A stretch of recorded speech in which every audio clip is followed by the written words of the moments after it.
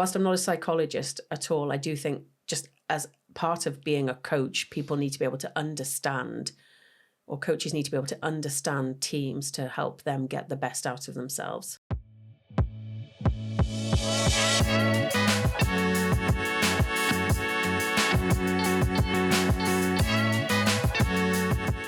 Hi there, welcome for a new episode of Quite Peckish Podcast. Here I have with me Kate Manton. We booked this session way before we know each other. Exactly. And yesterday we have the chance to meet before this meeting.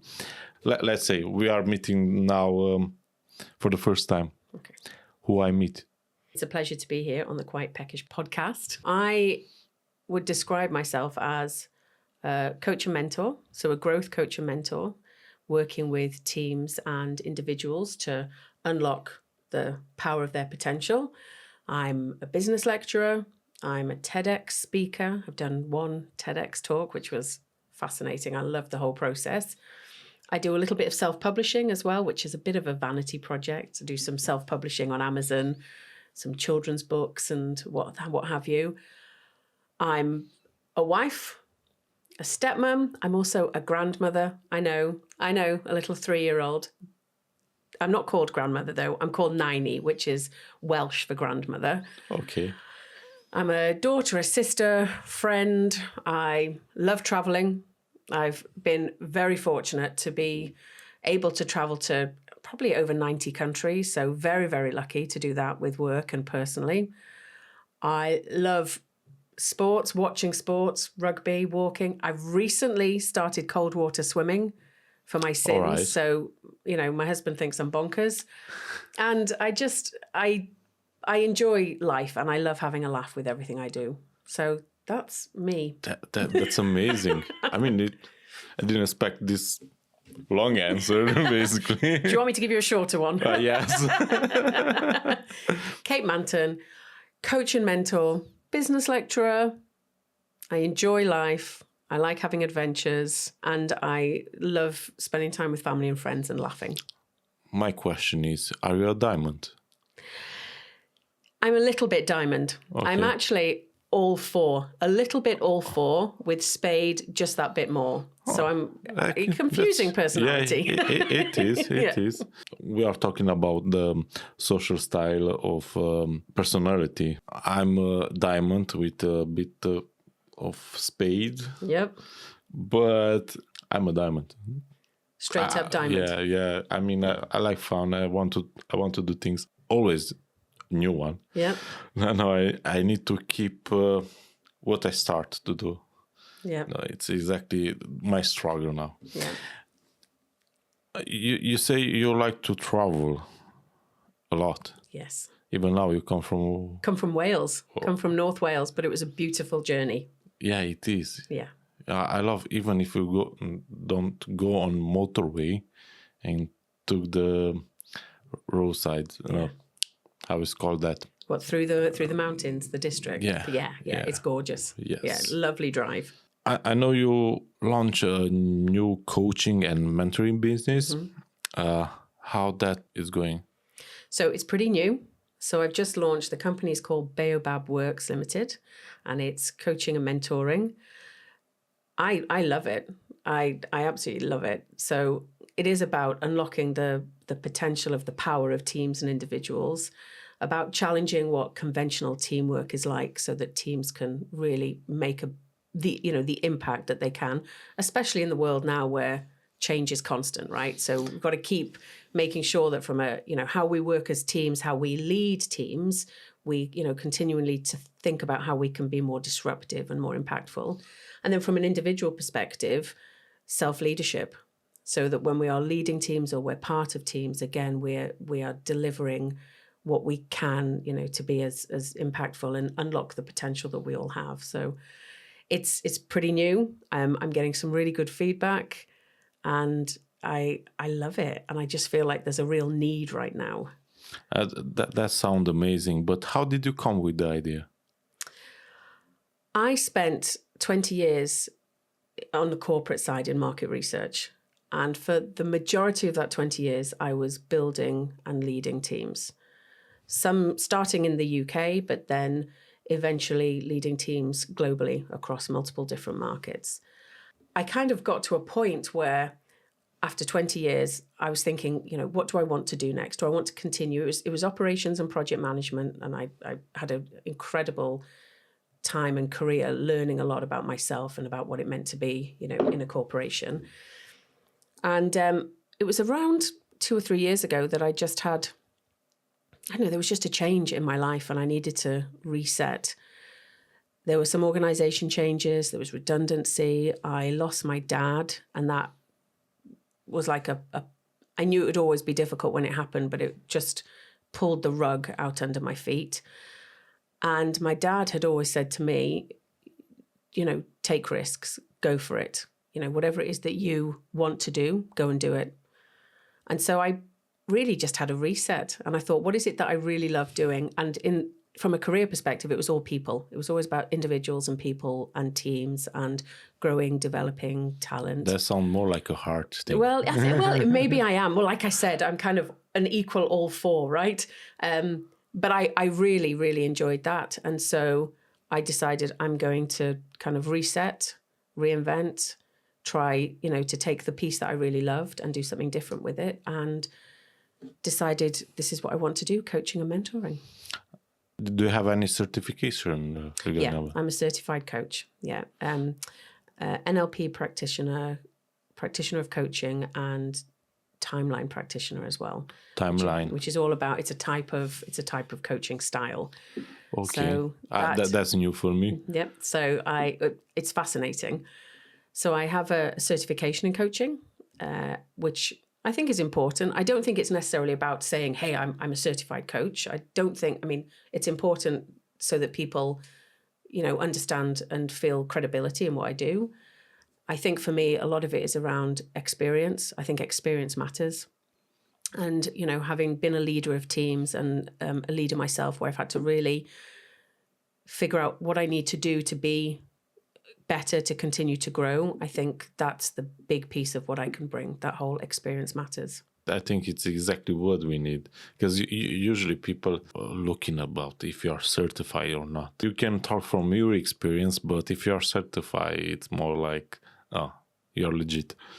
Agreed. And I think it helps for sure. Yeah. And I think nowadays there are a lot of people in the coaching industry that call themselves coaches that haven't been certified, that haven't had training in what it means to be a coach. So it gives some credibility. But I think that coupled with the experience is what my kind of sweet spot is. I think you got a very rich background for business, lecturing to coaching. Even I know you are speaking Japanese. It's mainly dormant now. I can definitely have conversational Japanese. Konnichiwa. Yes, but I'm very fortunate. I spent a lot of time in Japan studying and then working there as a teacher. So I actually worked for the Japan Exchange teaching program for a couple of years. And then I went back with one of the companies I was working with and I helped them open an office there as well. So very, very fortunate to have spent some time in Japan. We are now on Quite Peckish. What food did you like from Japan? Show me what I didn't like. Oh, okay. Yeah, I definitely enjoyed myself in Japan. There's the standard, sushi and sashimi, and, maguro, tuna, is definitely my favorite sashimi. Yakitori, udon, soba, okonomiyaki. The list goes on. And what I really love about Japanese food is you have a little bit for everybody. Vegan, vegetarian, pescatarian, somebody who eats it all. So that would definitely be my favorite cuisine. Yeah. Okay. I could talk for hours about Japanese food. Don't get me started. On the Romanian podcast, I had someone who been living there for a while. Even surprisingly, when I went to pick the food, he called me. Yeah. Which I found strange. Because I know you've been in Japan, he was in Japan as well. Yeah. When you said you start a new chapter in your life, mm-hmm. What does success look like in this stage? Right now? Yes. Because it's still relatively new, for me, success is making sure that I understand and have my clear vision and goals. But I think it's really about connecting, networking, conversations, letting people know this is what I'm doing, making sure people understand, this is the impact of what can happen if you work with me. And I think it's hearing people say, hey, I worked with Kate on this and it made an impact. And it's brilliant. When I get that feedback, I love it, because it's all about driving impact. It's all about seeing teams and individuals think differently about how they're going to manage themselves, manage their work, to, unleash this power of team and, power of potential in individuals. So there's a lot that I'm focusing on right now, but success right now is continuing to do that. It's making connections, and it's hearing the impact of the time that I'm spending with teams and people. At the moment, I noticed there are loads of coaches and mentors. Even in my first episode, I had a mentor, a mom, but she's doing some amazing things in Corby. What do you think makes your approach stand out? It comes back to that piece of experience matters. So the work that I'm doing with teams around unlocking this power of team, this disruptive power of team, I've lived through it. So when I was working and leading and building teams across multiple countries, I had to really understand how to bring together different cultures, diverse perspectives, diverse skill sets, diverse backgrounds, to make teams work together to have this multiplier effect and really drive impact. So drive and deliver what the business needed for us and more. And then from an individual perspective, when I started leading teams, and I started with, a team that was 5 people in the UK to a team that was over 1,500 people globally, I had to challenge myself to think differently about what it meant to be a leader as well. And I didn't get it right. I got it wrong a lot of the time, but I know what it took for me to get into the right headspace, right? Working with peers who would, help me level up, that would challenge me, working with coaches and mentors who would make me think differently about things, hold me accountable, working with, people who kind of have your trusted circle, right, of people that keep your feet on the ground. So I've been through it all. I've done that whole, and don't get me wrong, it's never finished, right? You don't draw a line under it and go, oh, now I can lead teams. Now I'm a great leader. It's a constant learning, but I've been through that. So that really resonates, I think, when you can say, look, I've been there, experience matters. And the piece around diversity and the global approach that I've got as well, I should say the global experience I've got, I think, really makes a difference. Because today, you're very rarely working with a team made of, a similar characteristics, similar characters, similar personalities, the same language, same location. It doesn't really happen. No, so I think never. Exactly. Well, look at, you're from Romania, living here. I'm from Wales, travelled here. My husband's from Zimbabwe. I mean, but the world is different. It's not only that, because even can be 2 brothers. They are different. Exactly. So I think that's really why I feel so passionately about what I can do. And I think there's a style I have as well. Like it's what we do is serious, right? We want to drive results. We want to drive an impact, but I want to do it in a way that people enjoy as well, right? Do you think you are a bit of psychologist here? Because you need to read at least the people. No, I definitely wouldn't say that I have an experience in psychology. I think you've got to be able to understand people. I think you've got to be able to, when you're in a room coaching teams, facilitating workshops, helping them get the result that they need and understand a way forward. I think it's really important to understand the different characters in the room, to understand, who may be the natural leaders, who may be the ones that, want to sponsor the way that, the business is moving, where you might have people who, are just a bit more resistant, aren't really comfortable with it. So how do you kind of help bring them along as well? I think that's really important. So yeah, whilst I wouldn't say I'm a psychologist, I do agree you've got to be able to understand people and how to bring teams together and help people understand why they're there. I think there's a really important part of coaching and mentoring in that, or one of the important parts rather, is that it's someone that's coming in from outside, right? And I think there are some incredible leaders who have a relationship with their teams where they can they can set the scene and teams can create and help decide the way they're going. Like teams, when they have helped create or decide something, they are more invested and therefore there's more impact from what they're doing, right? And I think there are some leaders who can do that themselves with their teams. There are some leaders where I think there's a lot of emotion involved and you do need that person to come in externally and help remove some of the emotion and drive kind of those coaching workshops, those coaching sessions. So whilst I'm not a psychologist at all, I do think just as part of being a coach, people need to be able to understand, or coaches need to be able to understand teams to help them get the best out of themselves. Yeah, that's true. Now, the big question. Are you ready for food? Am I ready for food? If you ask my husband or anyone, they'll say she's always ready for food. Okay. Let's say you're on Quite Peckish. Okay, I'm on Quite Peckish. Yeah. We are going to eat first. Okay. We are going to eat a bit, talking at the same time.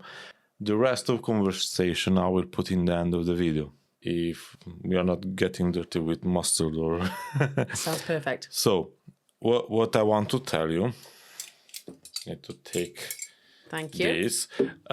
We receive some food from my friend's SZÁSZ Bakery Doncaster, and it looks something like this. I hope you like sausage. Absolutely. But it's not English sausage. So Yes. SZÁSZ Bakery in Doncaster. Yes. Okay. What type of sausage is it? I don't know how to say it. It's more like an Eastern European kind of Okay. sausage. Okay. It's quite good. I love it. I mean, in my Great. case. I mean, I grew up with this type of sausage. Okay. So, this is called cheesy chimney cake, basically. But the way how they did it, it's their invention, and it looked like a hot dog Right. with salad and everything. It looks yummy. Yeah. Oh, it smells nice. And basically, I was torturing myself again on the car, bring it, because it was like 25 minutes away from where I am. So dig in.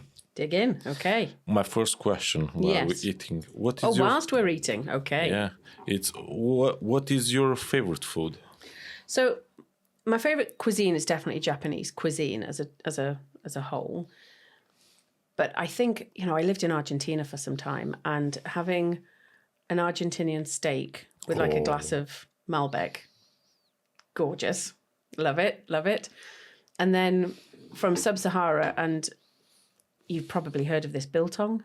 Have you heard of biltong? Yeah, so it's like a cured dry meat, and that is all over the place. So for vegans and vegetarians, it's not for you, sorry. But biltong, just incredible. Say you like wine. I mean, I know you are driving, but you want to taste the wine. Just to taste. Mm-hmm. It's homemade. Okay. My father-in-law, Yeah? he sent me a bottle. Mm-hmm. Basically, he got some grapes around the house, and it's from there. Cheers. Cheers.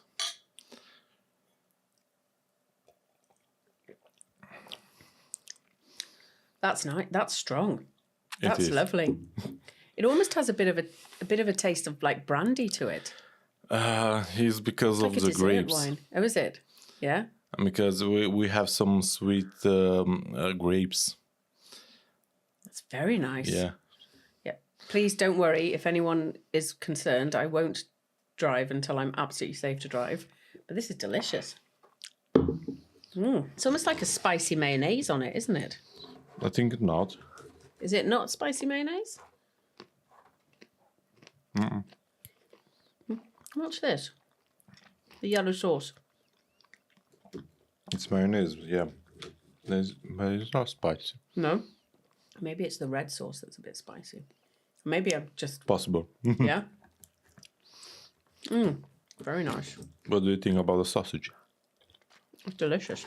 I think it's called cabanossi. Cabanossi. Yeah. We sometimes get it at home, actually. So my husband's a big fan of this kind of food, so sometimes he buys it Is it cabanossi? Cabanassi? I'm not sure. In Romanian, it's cabanos. Weird. You've got a bit of... Okay. Yeah. I thought I'd tell you now. Happens. There we go. You're good. Yeah, delicious. I've never had it with cucumber. It's basically the Romanian way with salad. Nice. What's your favourite cuisine then? So, hosting Quite Peckish, you must really struggle to find a favourite. Yes. How I say, I like a steak. Even I didn't eat steak until I come in here in England because it wasn't one of my favorite. I mean, the way how my people are cooking is not doing steak. No? They are doing soups. Ah, yeah, of course. Of course. They are quite good, but come on, I need the steak. You've been converted now. Oh, yeah.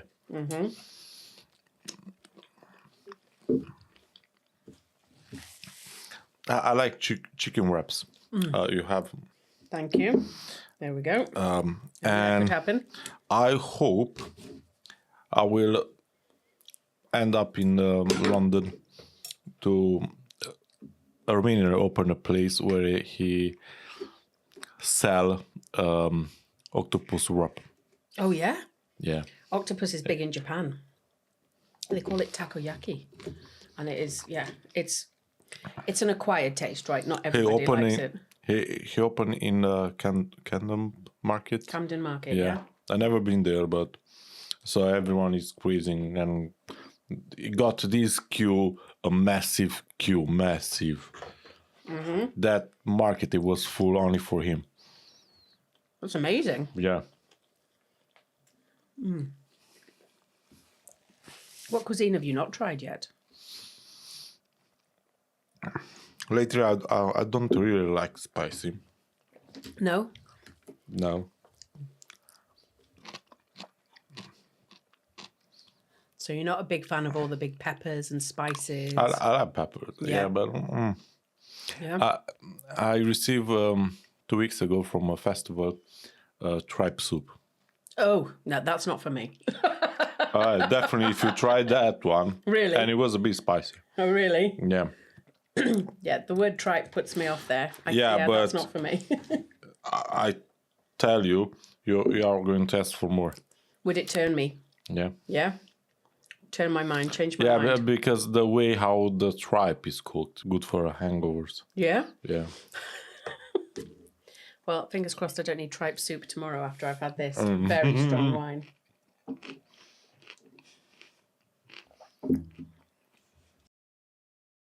We are back.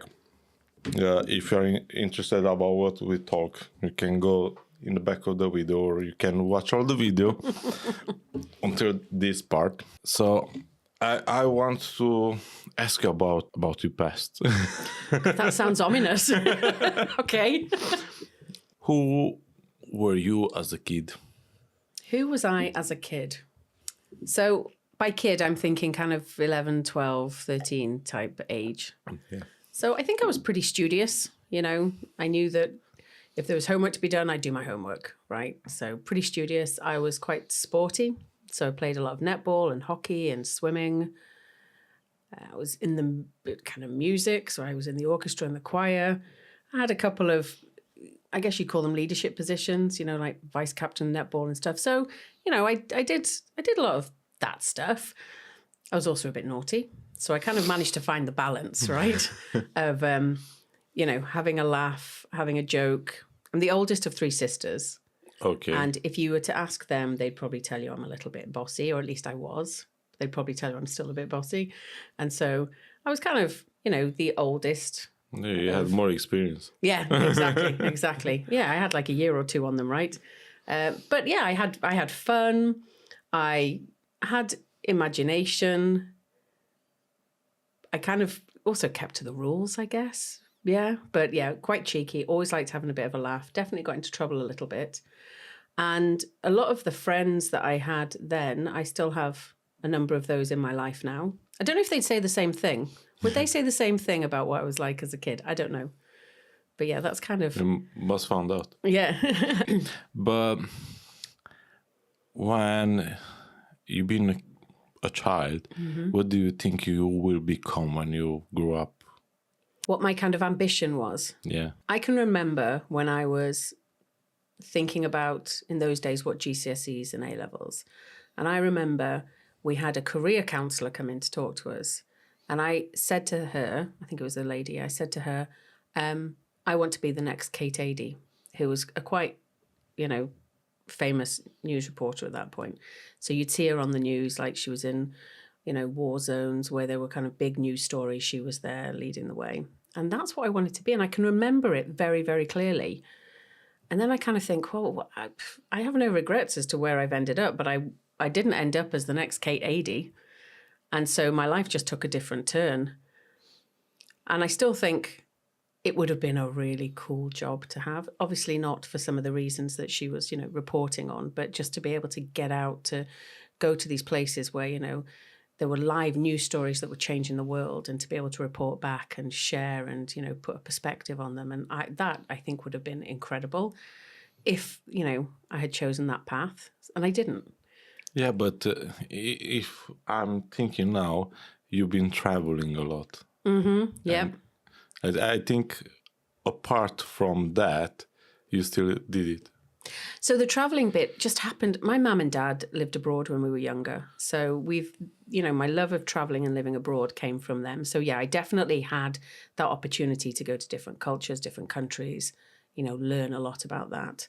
I guess that element of kind of danger and risk taking, that kind of spark, I guess I lost that along the way. I think I might have regained it now, when I think about the last couple of years and how I'm doing things that are very different. I've stepped out of my comfort zone. I'm changing, what it is that I want to do. I've been learning and doing new things.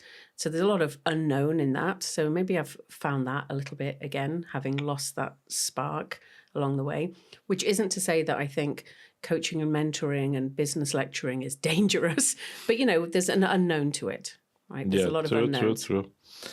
If little Katie see you now, what did you become? What she's going to say? I think she'd probably be pretty happy. I'm happy, which is what, I think she would want for me. I'm happy. I've had some great adventures, some fabulous experiences.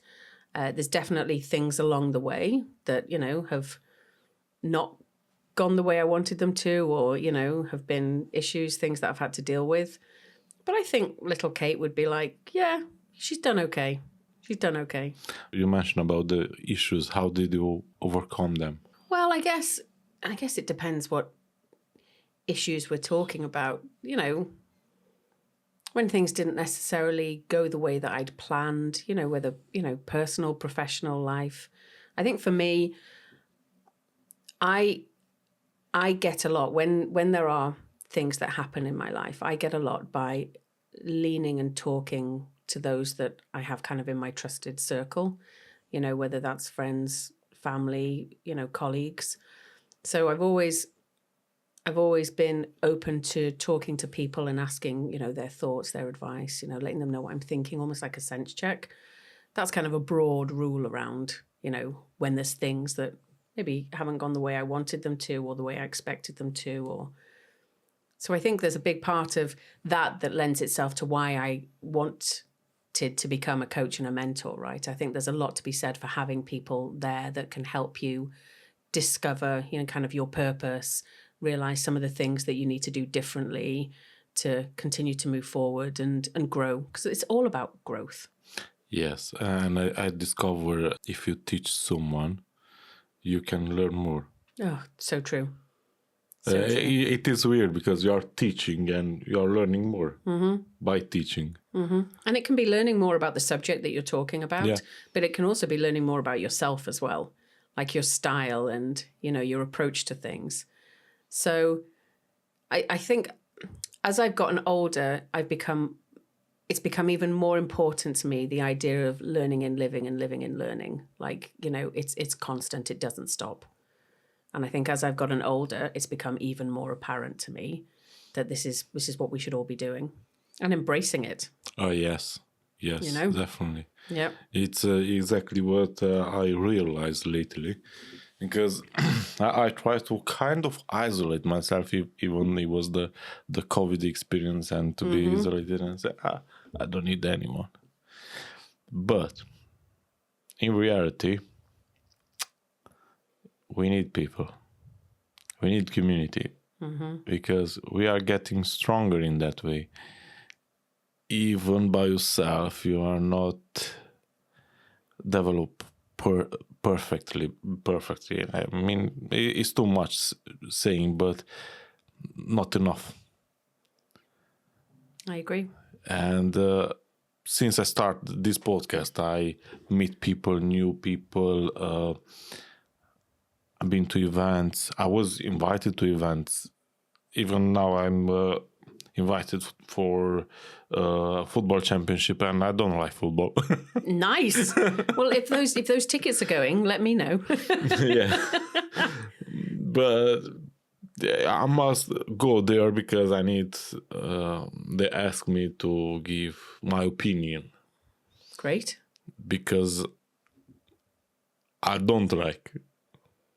I mean, I'm not a big fan. I know about football, but I'm not a big fan. But I think there's something to be said for whether you like it or whether it's uncomfortable. And I know you're not uncomfortable going to, a football game, but that idea of pushing yourself through things that are uncomfortable, embracing discomfort, that's a huge part of growth, right?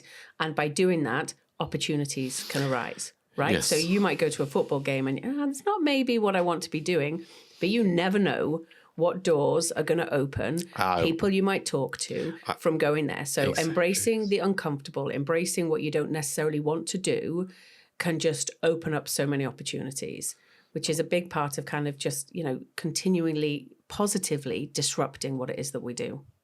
Exactly. I've been to an event, and even who organized the event said, it was a disaster. Are you joking? For me, it was the best. Basically, I had some what Adam teach me. I had conversation, I have leads, and I got some sales. Exactly. For me, it was a win. Exactly. I do apologize for them because it wasn't how they wanted, but for me, it was great. It's difficult to find it, but normally you can find some kind of positive in everything that happens. Yes, true. It might not be apparent straight away, but usually there's something positive. Yeah, at least if you learn what did you do wrong and not doing next time. Exactly. It's that whole idea of learning, right? Yes. And that, failing forward, failing fast, falling over, picking yourself up, learning, that can be a positive as well. So it's all in the mindset. Yeah, exactly. Which again is difficult in the moment, but afterwards you can sometimes go, yeah, okay, I get that. And that's what we should try and do. Yeah, exactly. It's like how it's with the podcast, basically with the episode. Maybe you're not going to get results now, but in 1 year, yeah, I got some calls from someone who I know. He watched an old video. I said, can you give me the number of this guy because I need to collaborate with him with something. Only because he watched that video. So you never know the work you do now, what impact that could have in 3, 6, 9, 12 months. Yeah. Because even the podcast is forever there. If I'm not taking down. If you don't take it down, yeah. I wrote here a question about leading big teams. I wrote something like that. Leading big teams is no joke. If you're said it was tough at first, what helped you grow into that kind of leader what you are now or you've been? So I think there's definitely a couple of things. I think first of all, it's being really open and transparent as to what your strengths are and where your opportunities for development are. Right? I think it's recognizing that. And you might not recognize it immediately. So I think it's having those conversations with a new team that you're taking over, with, a leadership team that you might start running, being really open about that and about some of the vulnerabilities and the worry that you have, because when they're voiced, it's incredible how people then step up because they want to help you. They want to help you be successful in leading them. I think another part of it is being authentic. So that vulnerability and authenticity kind of goes hand in hand, I think, when done, genuinely. A big part of it for me was identifying, again, this idea, this coaching, mentoring piece, identifying people that could help me continue to improve, to understand what it meant to be a leader, what it meant to be a leader of a team of, whichever size it was. That idea of being challenged, being held accountable, continuing to grow. There's a big piece, and I didn't necessarily do it well in the beginning, of being really comfortable with failing. And I don't mean like huge, big failures, but I mean those small ones that fail fast, fail forward, fail, learn, that, we just mentioned before. Because when you do that, you get up and you keep moving and you learn from whatever didn't work. So there's a big piece of that. And then I think it's also your peer network. So there's the coaching and mentors, but then there's peers that help you level up, help you kind of get inspired and motivated when you can see what they're doing and learning from and complementing each other. So there's a number of different things that all helped me, and I think help people in just continue to develop and be the right leader for teams to be able to, unlock this disruptive power of team, like find things that they can do that they didn't expect they would be able to do. That's a good one. You need to forecast. It's interesting. And I think, sometimes people go leadership. Oh, well, I've been made a leader because I've been given a title. That's not true. You're a leader whether you've got a title or not. Very often if you're running teams or, businesses or, whatever it might be, you've already been doing it before someone goes, here you go, let me give you the official title, right? But I think team leadership is slightly different. You've really got to have that connection. You've got to understand the strengths in the team. You've got to be able to let them unleash the power of what they can do as individuals. It's hugely rewarding. It's challenging, but it is hugely rewarding. You mentioned a bit when you said you opened an office in Japan. Yes. What experience you had there teaching about leadership? So I was quite young. I was quite a new leader, and I went over to Japan, and I was there in the Tokyo office, helping to open, the Tokyo office, that part of, the Asia team. It was incredible. Like when I looked back, I was there for about 15, 16 months. And when I looked back on that, I was like, oh, myself as a person, it was totally different to the person that had arrived.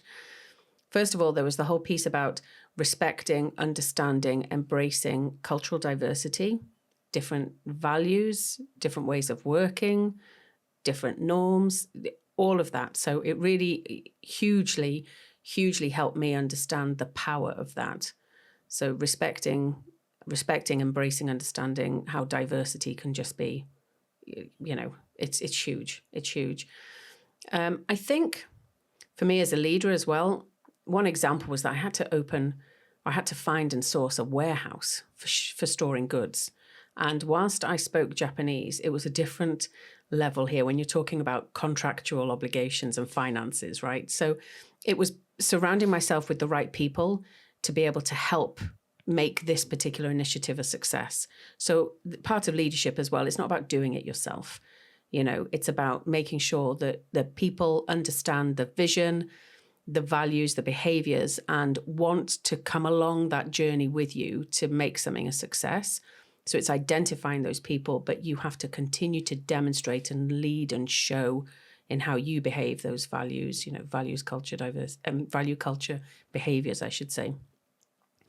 So it was the most amazing experience. I absolutely loved it. And there were parts of, that year where I was going loopy because I was like, I don't know what I'm doing here. But as soon as you realize that everybody, once they understand what it is, what the vision is, and they're part of, decisions, like the impact you can make is tremendous.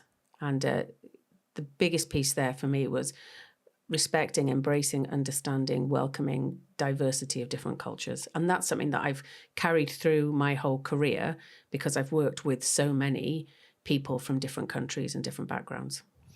What was your lowest point in your life, in your career, I mean? The lowest point in my career? That's a very interesting question. And I don't quite know how to answer it because there's definitely points in my career where there's things that practically I haven't achieved. You know, it might be, you know, goals, objectives, KPIs, you know, practical things that as a either an individual contributor or a team leader, I was, you know, I had to deliver. So that's happened, and you have to figure out why did I not get it done? What do I need to do differently? You know, so that, you know, it can be successful next time. I guess one of the lowest points actually was when I had to understand and get my head around the fact that as a business leader, you have to make business decisions. And one of the things that I had to do was make people redundant. And that was very, very difficult. Oh, yeah. That was incredibly difficult. And it was part of the business plan for a particular country, and I was leading part of a team. So as a leader, I had to do that. And whilst from a business perspective, you might understand it, from a personal kind of, you know, perspective, it was very, very difficult. And for me, the most important thing there was being honest, being open, being genuine with people, telling them everything, you know, that you were able to tell them so that they understood the reasoning and, you know, and understood that it wasn't personal, it was a business reason. I found that very difficult. And I've had to do that, unfortunately, as part of, you know, the 20 years I had on the corporate side a few times. And I think if you ask any team leader, any team manager, any business leader who's had to do that, that would be one of the most difficult things that they've had to do in their career. How you manage yourself emotionally? I had to try and I had to separate the business decision from the emotion, which isn't easy. But I had to really look at, okay, there's a reason why this is happening. And it is, you know, it's either the environment or the numbers or whatever it might be that's driving that. It's not personal. And I, as a business leader, need to regulate and manage my emotions because this is what comes along with the job. And so within reason, obviously within confidentiality, I would speak to whomever I was allowed to speak to just kind of work that through, get my emotions out so that then I could be strong enough for the people that I was, you know, talking to and those people that were impacted. So again, I think it's finding those trusted people, you know, somebody who can coach, who can mentor you through something that is really quite difficult. You know, it's difficult anytime you do that, but the first time you do it, it's incredibly difficult. It's horrible. So it's finding the right people to help you get your head around, you know, the business versus the personal connection that you have with the action that you have to take of making people redundant. When I watch movies, they are portrayed, those persons, like evil. They have a job to do, basically. And it wasn't their decision. Exactly. It is part of the job, but it's being able to rationalize it, to understand it, and to be really authentic and open with those people that are being affected. And I think that's a huge part of leadership. Now I want to ask you about your business. What is your favorite thing about running a business compared with the corporate life? So for me, I think unity to create and carve out what it is that I want to do with my life. And something that is tied to the vision I have, the dreams that I have, and my values. And I think that that is hugely lucky, and I'm privileged to be able to do that, quite frankly. It's not easy. There's definitely an entrepreneurial mindset, right? Like you can have your high highs, you can have your low lows. And you need to be able to ride out those low lows, and you need to be consistent, you need to be disciplined. And this is all stuff that I'm still trying to get my head around. But you need to be consistent, you need to be disciplined, you need to turn up every day and you know, build the business. And I think another piece that is is tricky and was tricky for me to start with was in, when you're working in a business, when you're working with teams and groups, you have people around you, whether they're co-located, whether it's a hybrid model, they're at the end of the phone or, a meeting or whatever it might be. But I think when you're, in the entrepreneur mindset, when you are starting out on your own, it's very different. So there's definitely trade-offs. But for me, it's the fact that I have this opportunity to carve out and create something that I feel so passionately about. And I can, develop that in a way that I want to. I think that's, it's hugely satisfying. Always slightly worrying as well, but hugely satisfying. Yeah. But as your coaching practice grow, what kind of people are you most excited to work with? I want to work from a client perspective. I want to work with people who are ready and willing to be challenged and to change. Not to change because what they're doing is wrong, but to change and adapt with kind of the environments that we're living in, right? If we think about AI, for example, right? AI terrifies some people. AI has terrified me. People think that, oh my God, AI is coming and, and there could be possibility of job losses and, risk to this and risk to that. And there's a lot of unknowns about it. But the fact of the matter is AI is here to stay, right?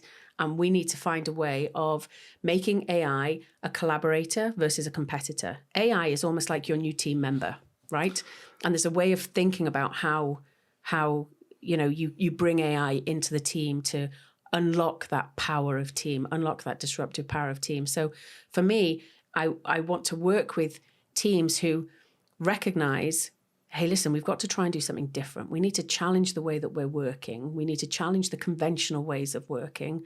That whole piece around, driving more accountability, shared conflict, positive tension in a good way, right? Absolutely in a good way. Shared vision, diversity. It all starts with individuals. How do we embrace, digitization, technology, AI? Because it's happening. Yes. It is happening. So it's teams and leaders who recognize, right, let's see what can we do to make sure that we continue to operate as efficiently, as effectively, and enjoy what we do in this changing world. So it's those people that are really ready and recognize and are willing to drive that. And then from an individual perspective, it's all around self-leadership. People that recognize they need to, and it's not just self-leadership in a professional perspective, but in a personal perspective as well, right? How do we drive ourselves to be the best we can for ourselves and those around us? The thing is, I want to talk about AI. AI needs to be a tool. Yes. Basically, yeah, it can help you to grow or do the things even better. And regarding about leadership, it's what I notice. It's better to be a leader than a boss. Mm-hmm. Absolutely.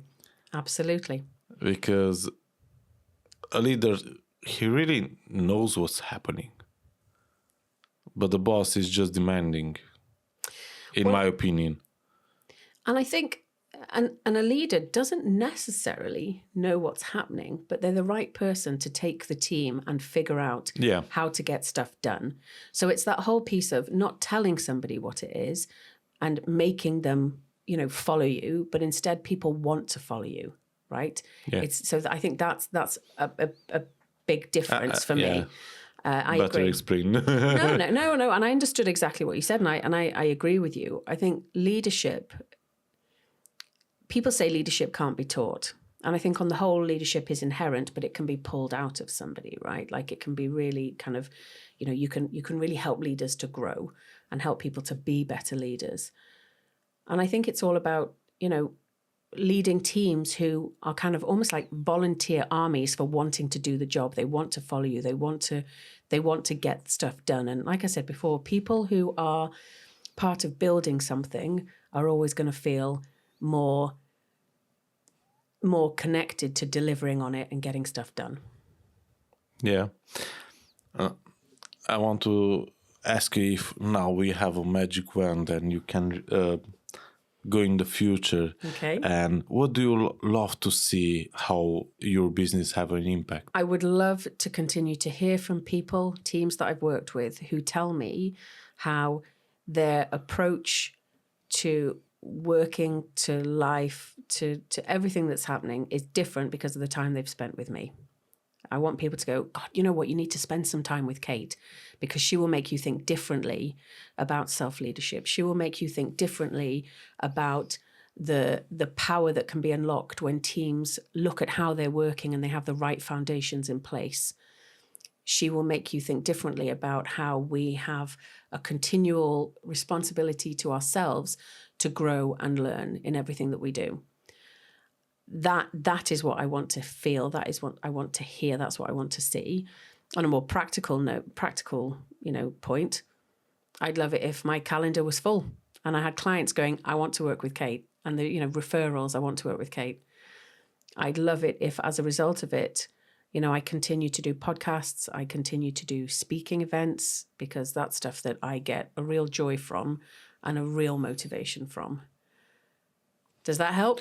Yes. Now I'm just thinking, now I need to build a team, and after that I need to ask for your advice. I would happily come and spend some time with you and the team. Yeah, perfect. But it's not going to be on this setup. And it will be food. Got to have some food. Some food. Yes. I wonder if it was something what you learned in the hard way, either in the business or life.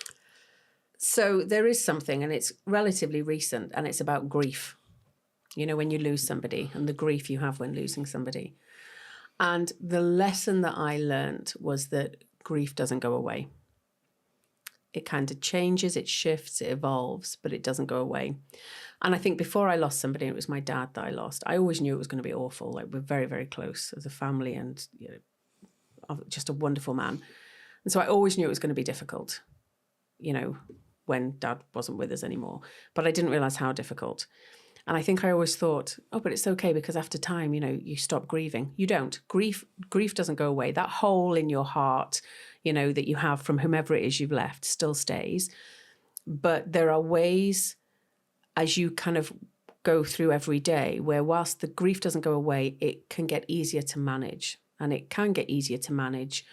And everyone has a very individual approach to it. And it's all very individual to people, but by trying to do new things, by keeping busy, by keeping the memory alive, by talking about that person all the time. I think sometimes in the UK, we have this feeling where when someone's gone, you don't really talk about them anymore, because it will upset everybody. But actually, it's a really, what we've learned is you talk about people because then they're still here, right? They might not be physically present, but they're still here. They're still part of our lives. So for me, it's that grief doesn't go away. I think they are imprinted in ours inside of our soul, if we have, because I said I'm an atheist, but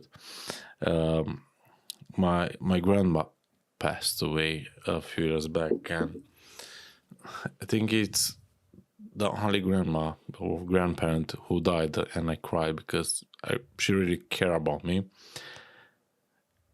The interesting things, you see my daughter, you saw my daughter, and sometimes I'm seeing my grandma in my daughter. She's doing some things with my grandma she used to, and I'm just looking, yeah, she's still here.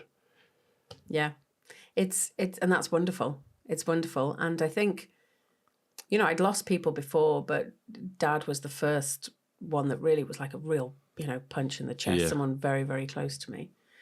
And I agree. I think they are imprinted and they are all around. And of course, everybody has different ways of dealing with this. But when you think about the question that you asked, what have you learned? And for me, it's that grief doesn't go away. It's very individual. It does get easier to manage. And for me, I think, even though it can creep upon you at any time, I think for me it was, learning to do different things, keeping busy, one foot in front of another. And so I know I've kind of taken the podcast down a bit of a different route, but, when I think about the changes that, I've made in my life over the last couple of years, losing Dad was one of the triggers for me going, what is it I need to do now? I need to rethink about my life and what I'm doing. Yeah, but it's still a lesson there. Absolutely. Like in my case, I was blaming myself because I didn't call her very often. Yeah, I was here. But we're supposed to go on holiday in 2 weeks, something like that. We have everything booked. Even we had approval from work. And she passed away early. And my regret was I didn't call her enough. In the way, I start to appreciate more the time. I still have trouble with few. I always say the phone is going two ways. It does. Yeah. It does. I would always say pick up the phone. Pick up the phone. Yeah. Not necessarily to yourself. It's entirely up to you. But I always think to myself, God, you know what? Just pick up the phone. Yeah. It takes 2 minutes just to say hi to somebody. Yeah. There's a bye, I'm going. Hi and bye. If someone listening now and they're feeling stuck, Okay. because that happens, or scared, which we still are scared to do stuff, and even we are quite old enough, like quite mature, and we are still scared to do stuff. Yep. What big change, like you did, you can tell them to do? It's easy to say, just do it, right? It's easy to go, just do it. And I think if somebody wants to make a change, they need to have a clear vision on what they want to do. It needs to be very much aligned to the dreams that they have, what they want their life to look like, what they want the outcome to be, and is it aligned to their values? Because if someone's going to make a big shift like this, they need to have really thought through all of those things to know it's the right thing for them. And there's always going to be a fear. There's always going to be a fear of, is this the right thing? Can I make this work? Will I fail? That's not going to go away. We all feel it, right? But I think if somebody feels strongly enough that this is what they're meant to be doing, I would say, go for it. Do sense check all of those things. Do make sure that, the values, the vision, the dreams all tie in with what you want to do. And obviously, we've also got to pay our bills, right? So, it might be that you do it in a staged process, you do it kind of in milestones. But I would say do it, because if you don't, in 12 months' time, and I've done this myself, in 12 months' time, you're going to look back and go, well, that's 12 months where I would have had 12 months of learning, possibly 12 months of some partial success, 12 months of, making some kind of progress into what I want to do. And guess what? I haven't gone up in flames. I'm still here. Oh, yeah. Right? So, it's not just as straightforward as going, just do it. I think there's things that need to be considered, but I would say don't wait. If you feel strongly about something, find a way and take that first step. I always was thinking about myself. I have the worst memory, but when you talk with me about this, I just remember a quote what I saw today. It say, "Don't change yourself to be liked by others. Change in that way, like you to like yourself." I think if we look constantly for validation from other people, it stops us doing what we want to do. Yeah, it's like basically you need to be proud of yourself, Exactly. not others. Exactly. And there's a phrase as well, comparison is the thief of joy, or I can't remember exactly how it goes, but Yes. Don't compare yourself to others. Like, you need to know what your dream is. You need to know what steps you need to take, and you need to show up consistently every day with discipline, which, like I said, I'm still learning to do. Like, I haven't got it perfect in any way, shape or form, and I'm still at the very beginning of this, but I'm doing it, and I'm going to make it work. It's that kind of envy. But in my kind of Romanians, it's quite destructive. Basically, you don't want like that person to have a success, and you are calling someone to just stop that person to do something. And when I started to do the podcast, basically, even in Romanian, I told them I envy them. But not in that way, like in the destructive way. I envy them in that way to motivate myself. I can do that as well. Yeah. If that person can do, I must do as I can do it as well. Because when they told me, oh, I didn't know anything about this, and now I'm millionaire, so I can do that as well. And you're doing it in your own way, right? Yes. You know, you can have two people doing the same job, but each of them are going to do it authentically. Each of them are going to do it individually. Like, I couldn't do what you do exactly the same way as you do it. You couldn't do what I do exactly the same way as what I do. Yeah. Or how I do it, rather. So it is all about, you know, what you bring, the story, the brand, you know, all of that stuff that we've been learning about lately, right? You know, so I would say, yeah, absolutely. Don't compare yourself to others, because if you do, you're going to drive yourself nuts. Yeah. And you might never take that step forward. And again, all those opportunities that might be out there for you might never happen, because you never took that first step forward because you were too worried about comparing yourself to others. Yeah. Now I come up with other thing what you said in the beginning about your TEDx talk. I think it was called the blind spot, if I'm not remember. Yeah. What is your blind spot? Yes. Yeah. Well, I'm quite curious about these TED talks. Okay. Because it's TED talks. TEDx talks. Yeah. Yep. TEDx. I used to watch even Bill Gates. He was on one of them. I know Romanian. He started with doing tricks on YouTube, and now he's doing well doing video advertising, like in short sketch. His team, it was about lies. Okay. Because he liked the way how he put about this story about how he lie. Because entire lives, he said, from first lie, he come to the other one, and now he need to live up to his lie. Crikey, that's quite a thing. Yeah. But where I can find your TEDx talk? So it's on YouTube, Okay. and it's called "What's Your Blind Spot?" And for me, a blind spot is when you have a belief or an opinion about something, and you are not willing to listen to alternative sides to it. You're not willing to listen to other arguments about it, right? To you, your opinion is the only opinion. Your opinion is the right opinion. So that's like a blind spot. So do you have a blind spot is my question, and maybe you do. No. I think I don't have. That's great. It's because I know people who say, "Oh, I know better than you. Leave me alone," and I hate those kind of people. And when I hear that, so it doesn't work to talk anymore with, because I saw. I think it was a post, something about even that song with Bearhound, the story with the Bearhound. Okay. Because you got a river in the front. What you are doing? You're going through it, over it, but basically you can go on the bridge on that side. You need to go take around it. Yeah, go around. Well, it's interesting when I was thinking. So the reason. Do you want me to tell you a little bit about how it came about? Okay. So the idea being that this, a blind spot is an opinion, a thought that somebody has, and they're not willing to listen. Yeah.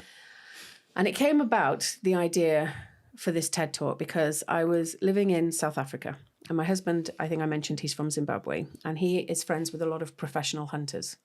So professional hunters who, hunt wildlife most of the time for money, usually for money, all the time for money. And when I heard this, I was like, no, I don't buy it. It's disgusting. It's an awful thing to do. It's revolting. Why would anyone want to do it? There's no world at all where it's okay to kill wildlife for money. I had that was my blind spot. And then because I was around these professional hunters, eventually I started talking to them about why they do it. And as they talked about it, I started understanding different opinions. Now, it didn't mean that I agree with it, but I was educating myself and being educated about the topic. I was understanding alternative opinions, alternative arguments for why somebody would be a professional hunter. I was starting to see the humanity in those different arguments about a topic that I felt so strongly was wrong. And in today's world where we have fake news, we have political public figures who are so divisive, right? We have so much social media where, opinions are created through social media. It's so important that we have those conversations to talk and come together and understand each other's opinions. Doesn't mean we agree with them, but we are educated. We are being responsible citizens. We are learning.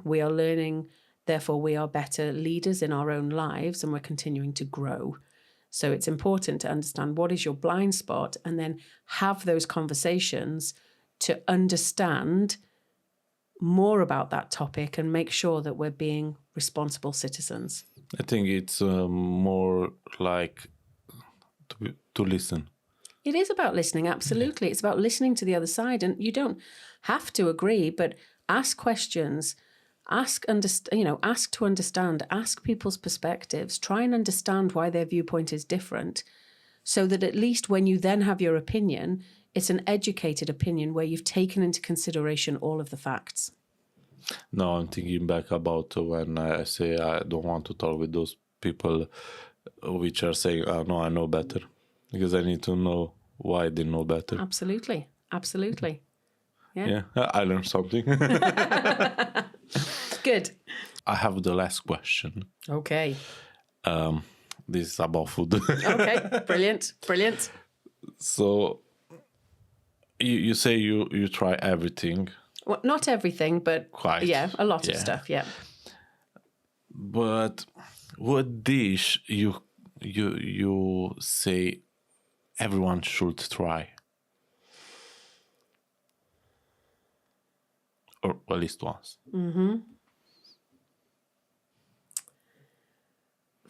For me, and I appreciate that we have maybe vegans, vegetarians, pescatarians who are listening, it would be biltong. It would be. It's something that it's the dry cured meat, and you can get biltong from various different meats. It can be used as a snack food. When you're traveling long distances, you can have it in the bag and you can snack on it. When you're at parties or events, you can have it on the table. I'm a big fan of biltong. I used to do the carnivore diet, and Did you? That was one of my snacks. Yeah. But then, if I can be so cheeky as to throw in a second one, the other one would be empanadas.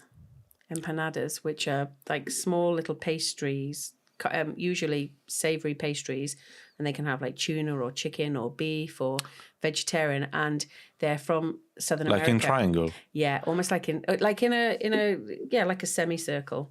And I first was introduced to them when I was living in Buenos Aires, and I had them there and in Uruguay and Chile, and they are delicious. I think I ate after Christmas. You might have done, yeah. In Leeds. No, I don't know. I've never had an empanada in Leeds. I visit someone, Yeah? but she said she bought from a Portuguese lady, Possibly. and I found it like drugs. She's like, I don't have enough, and even she put there a lot of food, because on the Romanians, when you are going to visit them during the holiday, big feast. yeah, and she had those there. I didn't know how it was called, but that's why I asked you about the shape, and I ate a lot of them. They're very nice. Yes. When I was introduced them, they're quite small, so you could have 2, 3, 4. They were quite Moorish. Yeah. And the ones we had, I think, with chicken and tuna, and it was lovely. I think one was with chicken and the other one with, I don't remember. It wasn't tuna. Yeah. Yeah. Okay. But it was good. Good. Yeah. Well, I would say there's a lot I'd recommend, but biltong, Sub-Saharan Africa, and empanadas from South America. That's good. It's any question which I didn't ask you. I think you've asked me plenty of questions. Or we can save it for another time. We'll save it for another Yeah, time. all right. Come and do round 2. Yeah. Before you go, I have something else to Okay. This is the actual chimney cake. This is a chimney cake. Yeah. But this version is a bit Dubai version, like Dubai, Oh, has it got the pistachios and Yes. the sweetness on the outside? Okay. But it doesn't have that chocolate thingy or what it is. It's literally just an empty tube. Yes. What am I meant to do? It. Do I just cut off a little piece? Yeah, and... it's yours. Oh, wow. It's from SZÁSZ Bakery from Doncaster. Oh, smells good. Just try it and Am I tell meant me to how. eat it now? No. You can try it. Just to tell me how. Okay. I'm going to try it and tell you how it is. Yeah. I'm going to try and eat it like a lady. Okay. This one is sweet. Oh, that is nice. That is really nice. And you can taste the pistachios on the outside as well. Yes. Chimney cake. Yeah. And where's it from? The actually chimney cake is made by Hungarians, Okay. but these people who are making, they are Hungarians, but they are from Romania. Okay. Hungarians from Romania. Yeah. Brilliant. Well, that was very delicious. Yeah. So please pass on my Yeah. my They have compliments.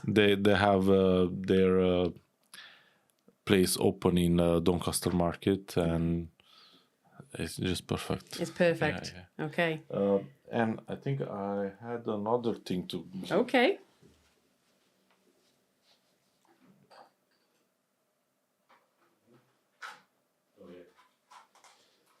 Chimney cake. I've never even heard of it before. It's great. Yeah, you know why they're called a chimney cake? Because if you look, you have this hole, and they are made on the stick.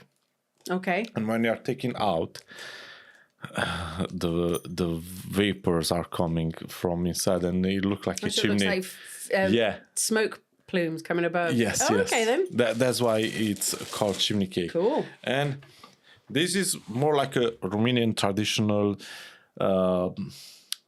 cheesy pastry. Cheesy pastry. Yeah. Okay. We call brânzoică. Brânzoică. Yeah. Okay. It's like I don't know. It's something cheesy. Okay. And have you bought or made these? They made. Oh, so same place that. Yeah. Oh, great. I don't know if this they are doing usually. It's exactly when I arrived there. They took them from the oven. Ah. They say they told me have one, and it was quite hot. This is very nice, but it's like sweet cheese. Yeah. What's it called? Brânzoică. Brunzweika. Very nice. I've had 3 things today. I think you've been lucky. I've been very lucky. Have I got food everywhere? A little bit. Ooh, it's coming out. Very nice.